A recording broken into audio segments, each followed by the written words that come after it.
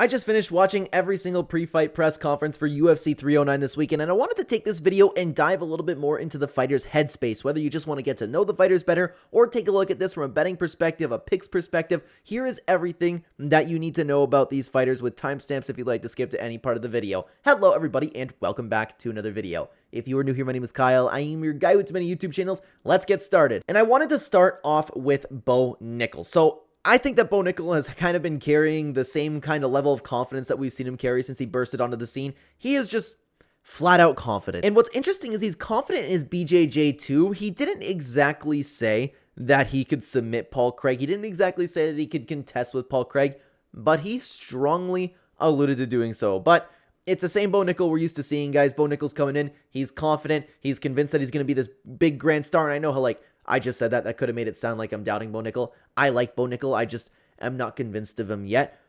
I wouldn't be surprised if he tries to engage in Paul Craig with a jiu-jitsu match. But hey, who knows what's going to happen. Bo Nickal is a very, very confident guy. But now I want to talk about Michael Chandler because there was a ton to break down about Michael Chandler. So the first thing that I did want to break down about Michael Chandler is I had to write it down. I have some point forms to remember exactly what I needed to talk about right over here. This is exactly what Michael Chandler had to say. With these 2 years off, he is happier, healthier, and harder to kill. A lot of people have been really worried, myself included, especially when you're making picks over here, that Michael Chandler, with being in a 2-year-long training camp at almost 40 years old, is that damaging to his body, or is he going to show up to be in the best shape ever? He looks smaller than usual, but hey, he just could be in great shape. Another thing that he actually mentioned was Chandler 1.0. This is Chandler 2.0 that he's on right now. Chandler 1.0 was out for blood, and Chandler 2.0, which is right now, is out for the belt. This makes me think, okay, is Michael Chandler actually going to use fight IQ this time around? Is he not going to get caught up by the crowd? But then he also started talking about the crowd. He also started talking about how, you just become a different person once you're in that MSG crowd. You just want to entertain the fans.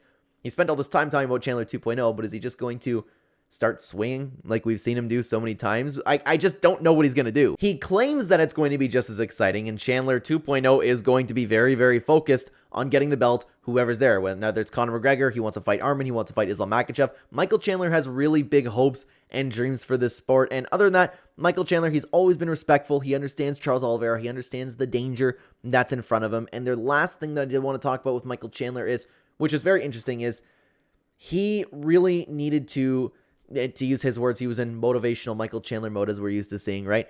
He needed to adapt and overcome because his body and mind was ready for 170 pounds.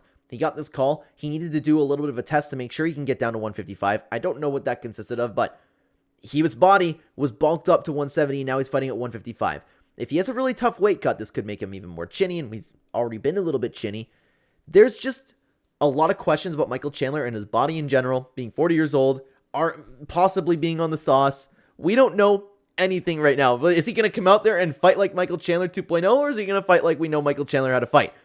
I don't know.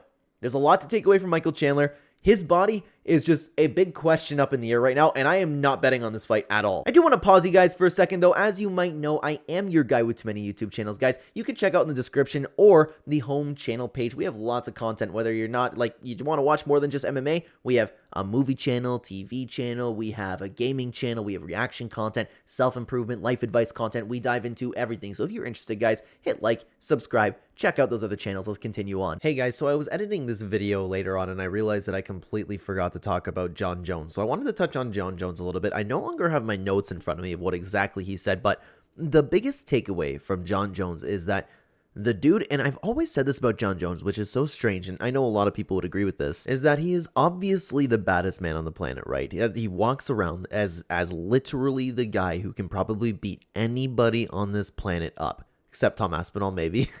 But that dude is so unbelievably insecure, and with everything that he's been saying about Tom Aspinall, he made a, 22-minute press conference talking about how Tom Aspinall is an a-hole, Tom Aspinall doesn't deserve this fight, he's not willing to gamble his legacy. Jon has always been very picky with his fights. I don't believe that he's actually afraid of Tom Aspinall. I believe that he's afraid of losing. But what exactly does this have to do with Jon Jones in regard to this weekend? So a lot of people would take all of the energy that people are bringing with Aspinall. Jon Jones is obviously being affected by everybody calling him a duck as much as he says that it doesn't. The question is this either going to motivate Jon Jones or is this going to hold him back a little bit? I'm more inclined to say that this is going to motivate Jon Jones to have a good performance because historically, once he has made a fight personal with somebody, and that would be one of the reasons, like maybe he needs that extra boost, and that's why he's just doing the Anthony Smith, like you're fighting, I'm fighting for my family now. You're attacking my family because he's made the fight personal. Historically, when things get personal with Jon Jones, he has a very, very good performance. But this is more pressure than Jon has ever experienced in his entire career. Now, history dictates that he will use this as fuel and have a very, very good performance, but it also could mean that it's a little bit too much for him. What if we're in the fight and the crowd starts chanting Tom Aspinall, something along those lines? That would get under his skin, and of course, fighting emotionally is something that you definitely don't want to do. So, honestly, I can see this going really both ways, but the biggest takeaway from Jon Jones is that he's bothered, he's annoyed, he's upset, and this is something that he hasn't experienced to this level in his entire career, and unfortunately, I wish I had a harder stance for you, but I could see this going on either side. I want to talk about Stipe Miocic. So, I don't know how I feel about this one, because the biggest takeaway from Stipe Miocic's press conference was he couldn't be bothered. He came in, eating food, just did not care about any of the questions. The only other thing he said was like, the questions would be asked would be like, well, Stipe, if you beat Jon Jones, what's next for you? When I beat Jon Jones, oh no, he's going to keep eating his food. Like, he seems confident, but he also could just be showing up because, like, hey, this is a huge payday and a great name in Jon Jones. I have no clue what Stipe's thinking. He just is very calm. He's very relaxed. He took that energy into the Francis Ngannou fight and ended up getting finished. I don't know if I like calm Stipe Miocic. Remember when he walked out against Francis Ngannou? Boom! Like, it worries me a little bit. But then again, like, I don't know. I don't know what to think about Stipe, man. I don't know what to think. He just didn't care to be there one little bit. But I also want to talk about Paul Craig, guys, because if you guys don't, like, I was excited to listen to Paul Craig. Paul Craig is one of my favorite fighters.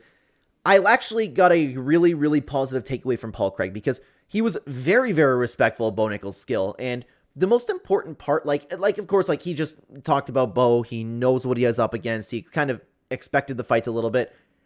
I like how honest he was about the state of his career. If you guys were listening, Paul Craig was talking about where he's at in his career. He wants to be a champion. He wants to get there, but he understands that at the position that he's in right now, that is not in his future. He needs to focus on Bo Nickal right now. He needs to get a win, and maybe we can get to the title down the road. He understands that, and I love that. He's focusing on snapping a 2-fight losing streak. He's not necessarily focused on getting the belt. He's laser focused into Bo Nickal.